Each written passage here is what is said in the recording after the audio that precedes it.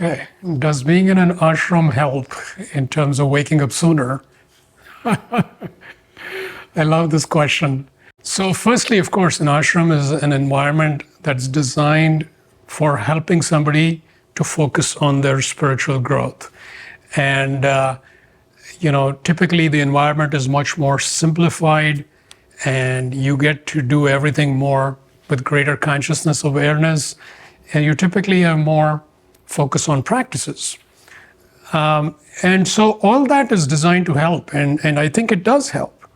So I think like a person would typically make that choice, that rationale is valid. It's going to help me grow. So in a sense, it does help.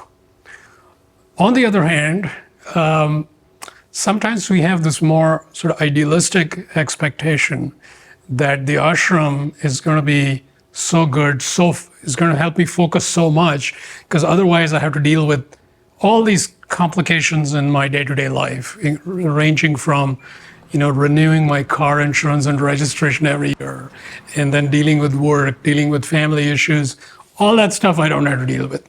And I could just focus on spirituality and spiritual growth. So this, I think, is where I would say, in fact, it's not that simple. So the ashram life can be very beneficial for a period of time, but in terms of a long-term strategy, I think true spiritual growth requires that we develop in all areas. So what I call this more holistic, balanced growth, in fact, happens if you are living consciously in the ordinary world, including your job, including the family, including friends, including community. All the things you run into there, these are actually just what you need for spiritual growth. So hiding out in an ashram thousands of miles away for the long run is actually going to help you not deal with these things.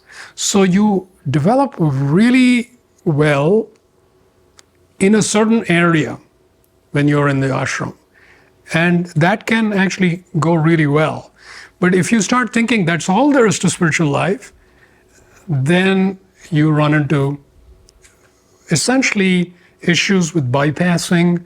You run into issues with, you may develop very well in areas where you transcend to higher states of consciousness, but then areas which are relatively in the shadows that typically need to be integrated may not get enough attention.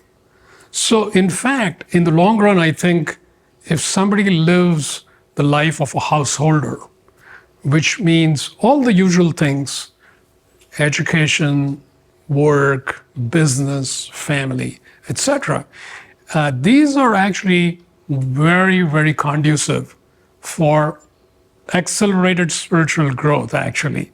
The acceleration comes only if you are intentionally engaging with day-to-day life from a place of higher consciousness. So that's where the difference is. The day-to-day life can take you down a very confusing path if you are not diligent in terms of your own individual focus on growth.